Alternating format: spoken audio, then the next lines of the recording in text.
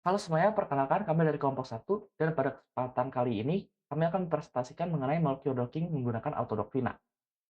Sebelumnya saya Kevin Natanael Marga dan saya akan menjelaskan apa itu molecular docking. Molecular docking adalah metode komputasi untuk memprediksi bagaimana suatu molekul kecil atau ligan bisa berkaitan dengan protein target. Di sini kita bisa melihat dari gambar ini adalah protein target ya, dan ini adalah ligannya. Jadi kita akan docking, hasilnya akan menjadi seperti ini dan ini adalah bentuk aslinya. Nah, jadi tujuan utamanya adalah menentukan posisi ikatan terbaik antara ligan dan protein dan mengukur seberapa kuat interaksi mereka dan juga memilih kandidat obat yang paling potensial. Kita bisa mengikat ini menjadi mencocokkan protein dan ligan untuk mencari pasangan dengan interaksi yang terbaik. Setelah kita mempelajari apa itu molecular docking, sekarang kita masuk ke autodoctina. Apa itu autodoctina? Autodoctina adalah software molecular docking untuk memprediksi interaksi protein dan ligan yang digunakan untuk menghitung binding affinity dan juga posisi ikatan terbaik. Nah, ini tuh kita dikembangkan dikarenakan untuk meningkatkan kecepatan dan efisiensi dibandingkan Autodoc sebelumnya, yaitu Autodoc 4. Autodoc Vina sendiri menggunakan dua algoritma utama. Yang pertama itu Iterated Focus Search atau ILS yang digunakan untuk eksplorasi kemungkinan posisi ligan. Lalu yang kedua itu ada BFGS, di mana BFGS itu adalah Broyden Fletcher Goldfarb Shano yang digunakan untuk optimisasi lokal energi agar diperoleh konformasi paling stabil. Nah, kenapa kita harus memerlukan autodoctrina ini? Di sini kita bisa melihat perbandingan-perbandingan di mana apabila kita menggunakan manual dan juga autodoctrina. Tentunya dengan adanya autodoctrina ini membuat semuanya itu lebih hemat dan tentunya lebih cepat dibandingkan dengan pengerjaan secara manual. Di sini kita bisa mengambil contoh dari biaya sintesis, di mana kalau kita melakukan secara manual, kita memerlukan banyak senyawa yang kita uji coba secara langsung di lab. Sedangkan kalau menggunakan autodoctrina, kita bisa menggunakan database yang sudah ada, dan kita bisa memanfaatkan itu sehingga kita tidak perlu menghabiskan cost yang lebih besar. Sebelumnya perkenalkan nama saya Nicholas Asclepius. Di sini saya ingin memberitahu tentang Autodocvina memiliki beberapa fungsi penting. Misalnya untuk drug discovery atau pencarian kandidat obat baru. Kemudian virtual screening untuk menyaring banyak senyawa agar didapat kandidat terbaik. Selain itu, software ini juga dapat menganalisis interaksi antara protein dan ligan, serta menghitung binding affinity, yaitu seberapa kuat ikatan yang terbentuk. Lalu, dalam penerapannya, Autodocvina sering digunakan dalam berbagai penelitian, seperti penelitian COVID-19, kanker, maupun pengujian senyawa alam yang berpotensi menjadi obat. Lalu untuk outputnya, kayak gimana sih? Nah, untuk outputnya yang dihasilkan yang pertama itu berupa docking pose, yaitu posisi ligan saat berikatan dengan protein dan binding affinity dalam satuan kilokalori per mol. Semakin negatif nilainya, maka semakin kuat juga prediksi ikatannya.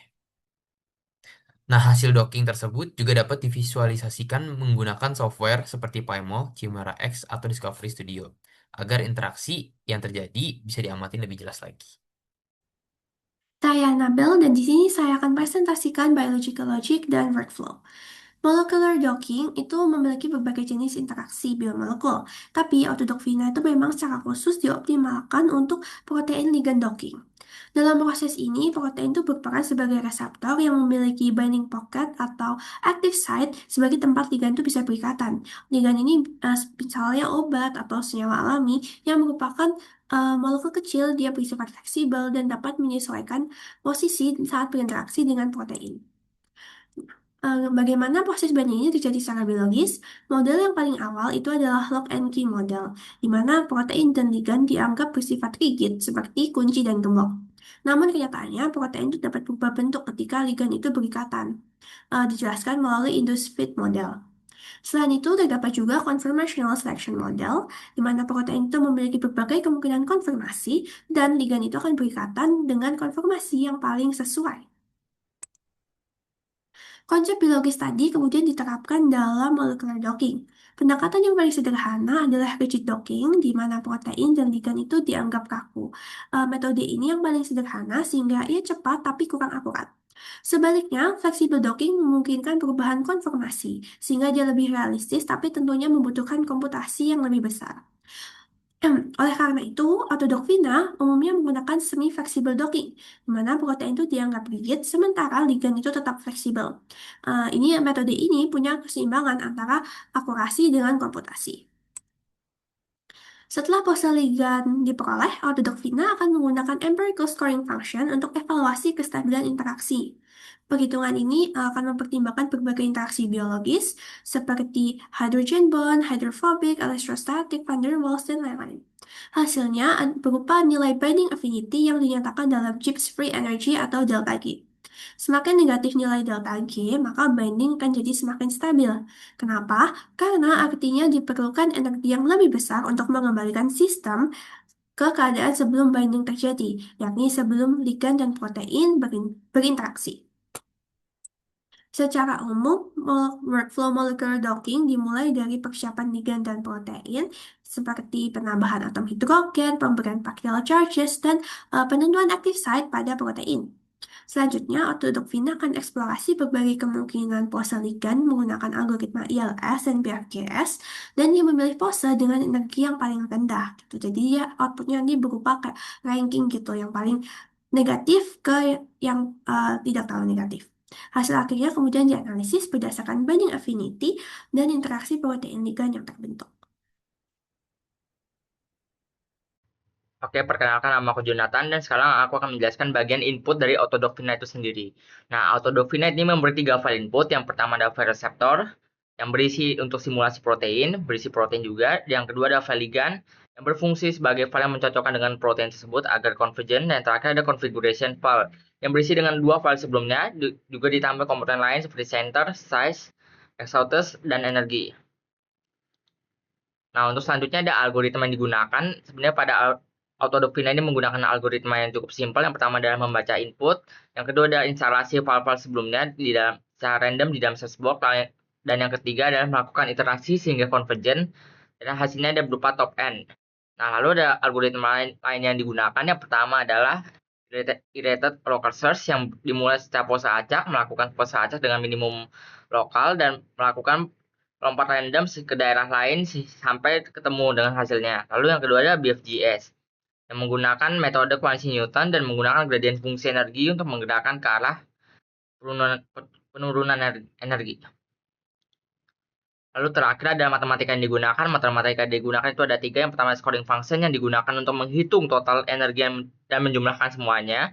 Lalu yang kedua ada komponen scoring function yang digunakan untuk menghitung seberapa kuat tarik-menarik antara atom yang digunakan dalam Autodocfina itu sendiri. Dan terakhir ada binding affinity yang digunakan untuk menghitung tingkat kesuksesan dari protein yang linked.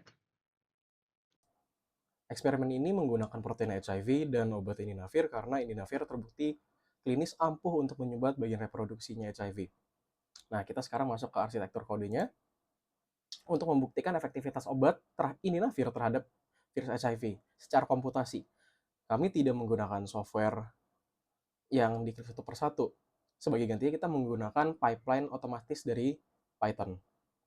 Di sini saya pakai URL lib untuk mengambil data obat serta HIV-nya.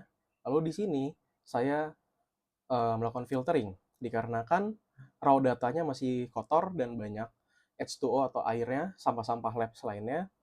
Makanya saya melakukan filtering dan cleansing di sini. Di sini saya akan membuat obatnya itu tetap lentur, tapi di bagian HIV-nya menjadi rigid atau kaku agar si obatnya bisa bermanuver dengan bebas. Di sini juga saya mengkonvert jadi PDB-QT dan juga menambahkan atom hidrogen agar electric charge-nya terbaca oleh mesin. Lalu di sini bagian paling pentingnya adalah grid box untuk koordinat dan GPS. Di sini kalian bisa melihat center XYZ adalah active site dari virus HIV-nya, lalu size 20 adalah 20 angstrom untuk tetap bisa bermanuver bebas dan tidak terlalu besar. Lalu di sini ada seed 12345 ini supaya bisa direplika ulang, direproduksi ulang di komputer lain. Dan ini hasilnya, komputasinya menunjukkan bahwa minus 10,92 kilokalori per mol, yang artinya obatnya sangat lengket terhadap HIV-nya. Dan di sini saya melakukan 3D plotting. Di sini bisa dilihat bahwa terbukti sukses, obatnya masuk ke dalam HIV untuk menyumbat active site-nya. Perkenalkan, saya Adi Gunawan Susilo. Bagian saya yaitu artikel review dengan judul Identification of Potential Inhibitors of Crucial Proteins of SARS-CoV-2 from Zinc Database by Molecular Docking-Based Virtual Screening. Nah, inti dari objek paper ini yaitu mengidentifikasi zat nyawa kimia yang berpotensi menekan replikasi dari SARS-CoV-2 tanpa melakukan uji lab gitu. Nah, dari datasetnya itu diambil dari database Zinc dengan total 2000 ligan ditambah 10 obat FDA yang ada di pasaran. Lalu struktur protein targetnya yaitu 6LU7 dengan referensi N3. Metodenya yang dipakai yaitu pertama dilakukan propagasi protein dan ligan dengan format PDB-QT, lalu dilakukan validasi docking dengan redocking N3 yang menghasilkan nilai RSMD 0,88 angstrom. Lalu dilakukan penentuan black box, lalu juga dilakukan virtual screening dengan autodopina, dan yang terakhir yaitu post processing dan seleksi gitu. Nah, dari key findings yang bisa kita dapatkan dari hasil tersebut itu ada 4 senyawa zinc yang affinity-nya lebih rendah atau lebih bagus gitu. Mereka semua sudah berinteraksi dengan targetnya dan juga mereka sudah Lipinski compliant, jadi aman untuk manusia gitu. Tapi ada beberapa limitasi dari paper ini, yaitu yang pertama, proteinnya itu dianggap kaku, jadi industri itu tidak dimodelkan. Lalu juga datasetnya itu hanya 2000 yang dipakai, padahal ada lebih dari 740 juta senyawa zinc yang ada di database zinc. Dan juga tidak dilakukan validasi di uji lab. Nah, critical yang bisa kita dapatkan yaitu seluruh hasilnya bersifat prediktif. Keempat kandidatnya itu masih kandidat. Oke, untuk artikel review yang kedua, paper yang saya review berjudul Potential Bioactive Glycosylated Flavonoid as SARS-CoV-2 Main Protease Inhibitors. Secara keseluruhan, objektif dari paper ini menguji 38 senyawa flavonoid alami untuk mencari kandidat penghambat Mpro SARS-CoV-2. Apa itu senyawa flavonoid? Ini adalah senyawa yang bisa kita temukan di tanaman dan buah-buah yang kita makan setiap hari. Kenapa paper ini memilih flavonoid? Karena flavonoid memiliki aktivitas antiviral yang dijelaskan di penelitian sebelumnya. Nah, untuk pengujian ini untuk mencari penghambat Mpro SARS-CoV-2. Mpro ini adalah enzim yang digunakan virus untuk mengaktifkan protein replikasinya. Dan karena manusia tidak punya enzim yang sama, penghambat Mpro itu secara teori aman. Workflow-nya mirip sama yang sudah dijelaskan teman saya. Download 6LU7 dari PDB, preparasi protein, set grid box-nya, lalu jalankan autodopina. Nah, key finding-nya dari 38 flavonoid tadi, yang paling binding affinity paling tinggi adalah quercetin 3 rhamnose di negatif 9,7, jauh di atas referensinya N3 di negatif 7,5. Limitasi dari paper ini protein masih dianggap kaku saat docking, dataset hanya mencakup flavonoid, dan senyawa terkuat justru sulit diserap tubuh karena gugus gulanya.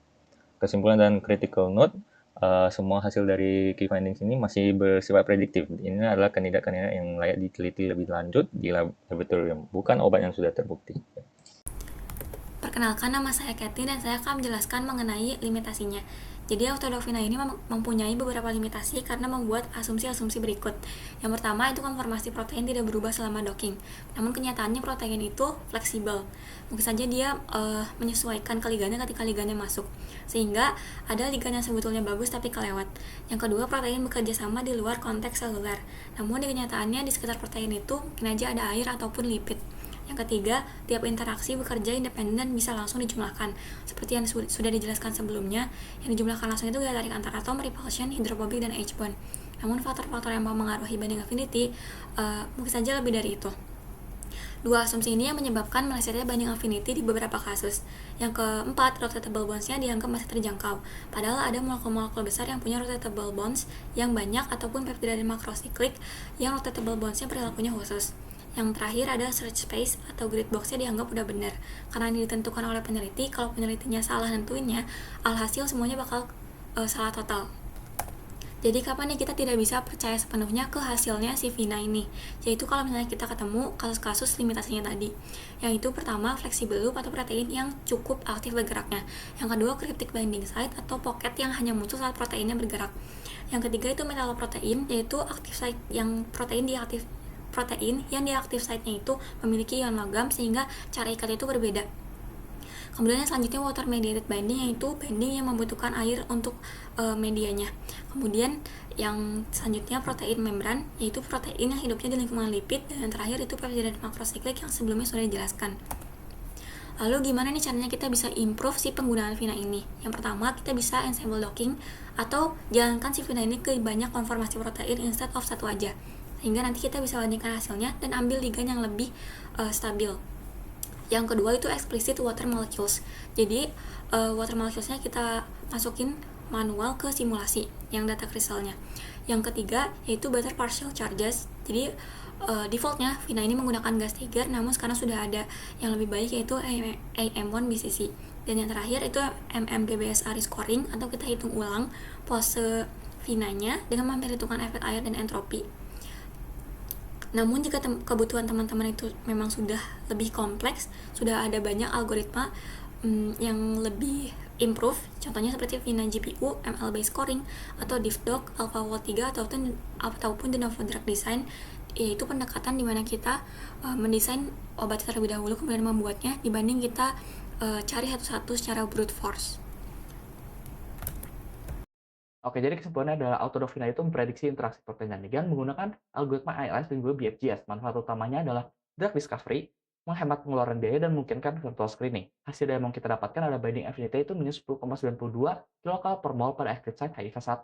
Nah, limitasi yang ada adalah rigid reseptor, efek air diabaikan, kurang akurat untuk metaloprotein dan tidak besar. Solusinya kita bisa menggunakan Isabel docking dan juga MMGBSA. AutoDoc-Vina itu bukan pengganti uji eksperimen, tapi filter awal sebelum divalidasi lebih lanjut. Ini adalah AI usage kami, dan ini adalah referensi kami. Sekian presentasi dari kami, terima kasih.